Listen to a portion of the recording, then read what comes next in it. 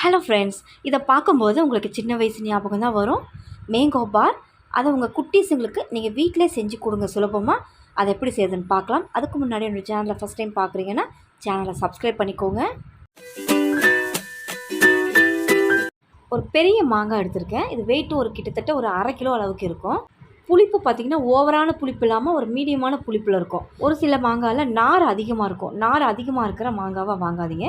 இப்போ இது மேலே இருக்கிற தோல் எல்லாத்தையுமே நம்ம ரிமூவ் பண்ணிவிட்டு சின்ன சின்ன துண்டுகளாக கட் பண்ணி எடுத்துக்கோங்க. ரொம்ப பெருசாக எடுக்காதீங்க, சீக்கிரம் வெந்து வராது. குட்டி குட்டியாக வெட்டி எடுத்தோன்னா சட்டுன்னு வெந்து வந்துடும். அதே மாதிரி மாங்காய் கொட்டை ஒட்டியும் வெட்டி எடுக்காதீங்க, நார் அதிகமாக இருக்கும். இப்போ நல்லா குட்டி குட்டி பீஸுக்கெலாம் இந்த மாதிரி கட் பண்ணி எடுத்துருக்கேன். இப்போ இதை வேக விட்டுக்கலாம். அதுக்கு ஒரு அகலமான பாத்திரம் ஒன்று ஹீட் பண்ணியிருக்கேன். அதில் இந்த மாங்காவை சேர்த்துக்கலாம்.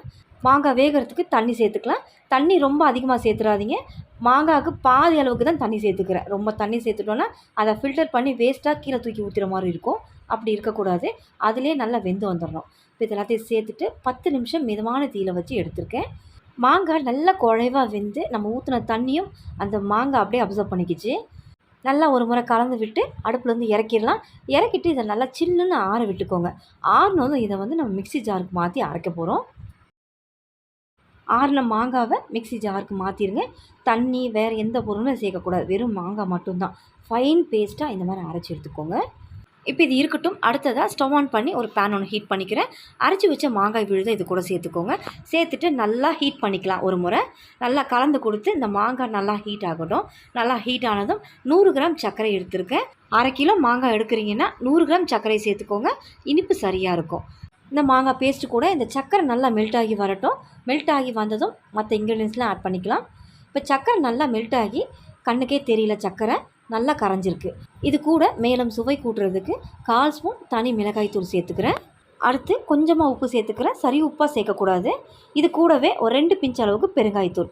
பெருங்காயத்தூள் விருப்பப்படாதவங்க சாட் மசாலா தான் சேர்த்துக்கோங்க. கூடவே எல்லோ ஃபுட் கலர் சேர்த்துருக்கேன். இது ஆப்ஷனல் தான், நீங்கள் வேண்டாம்னா ஸ்கிப் பண்ணிடுங்க.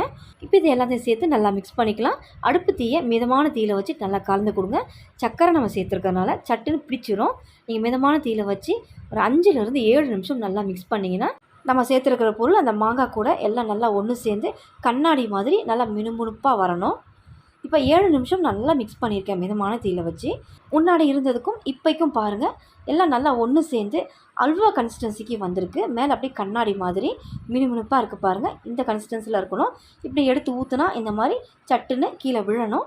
இந்த அளவுக்கு வந்ததும் சூட்டோடு இறக்கிடுங்க. இறக்கிட்டு ஒரு பெரிய அகலமான பிளேட் எடுத்திருக்கேன். அதில் ஒரு 1/2 ஸ்பூன் நெய் சேர்த்துட்டு நல்லா இந்த மாதிரி தடவி விட்டுக்கிறேன். இப்போ நெய் நல்லா தடவிட்டோம். இப்போ இதில் சூடான அந்த மாங்காயை இதில் சேர்த்துக்கலாம். சேர்த்து நல்லா இதை சமம் பண்ணி விடுங்க. பிளேட்டில் முழுவதுமே நெய் தடவிருக்கேன். நல்லா ஃபுல்லாக இதை நல்லா அப்ளை பண்ணி விடுங்க. அப்ளை பண்ணிவிட்டு ரொம்ப தின்னாகவும் இல்லாமல் திக்காகவும் இல்லாமல் ஒரு மீடியமான சைஸுக்கு இதை அப்படியே நம்ம தடவி விட்டுக்கலாம். இப்போ இந்த மாதிரி நான் தடவி எடுத்திருக்கேன். இது ஓரளவுக்கு தின்னாக இருக்கும், ரொம்ப திக்காக இருக்காது. இப்போ நம்ம பிளேட்டில் அப்ளை பண்ணியாச்சு. இப்போ இது வெயிலில் வச்சு ஒரு 2 மணி நேரம் நல்லா காய விட்டுக்கலாம். அடிக்கிற வெயிலில் 2 மணி நேரம் காய்ஞ்சால் போதும். நல்லா பர்ஃபெக்டாக நல்லா லேயராக கிடைக்கும். இப்போ 2 மணி நேரம் வெயிலில் விட்டு எடுத்திருக்கேன். மேங்கோ பார் ரெடி. இப்போ இதை கட் பண்ண வேண்டியதான். எந்த சைஸுக்கு வேணுமோ உங்களுடைய விருப்பத்துக்கு ஏற்ற மாதிரி கட் பண்ணிக்கோங்க. நான் ஸ்கொயர் ஷேப்பில் கட் பண்ணி எடுத்துக்க போகிறேன். இனி நம்ம கடையில் போய் வாங்கணும்னு அவசியமே இல்லை. ஒரு மாங்காய் இருந்தால் போதும். வீட்டிலே நம்ம ஹைஜீனிக்காக குட்டீஸுங்களுக்கு செஞ்சு கொடுத்துடலாம். அது இல்லாமல் நம்மளுடைய பழைய ஞாபகத்தோடைய ஆசைகளையும் நிறைவேற்றிக்கலாம். இதை இந்த மாதிரி நான் கட் பண்ணிவிட்டு உங்களுக்கு இப்போ காட்டுறேன். நம்ம சேர்க்குற இன்க்ரீடியன்ஸ் சரியான அளவுகளோடு சேர்த்துக்கிட்டிங்கன்னா பர்ஃபெக்டாக வரும் மேங்கோ பார். பாருங்கள் எவ்வளோ சூப்பராக வந்திருக்குன்னு. கண்டிப்பாக நீங்கள் ட்ரை பண்ணி பாருங்கள். இந்த வீடியோ உங்களுக்கு ரொம்பவே யூஸ்ஃபுல்லாக இருக்கும்னு நினைக்கிறேன். இந்த வீடியோ பிடிச்சிருந்தா என்னோடய சேனலை மறக்காமல் சப்ஸ்கிரைப் பண்ணுங்கள். ரொம்ப பிடிச்சிருந்தா லைக் ஷேர் பண்ணுங்கள். தேங்க்ஸ் ஃபார் வாட்சிங்.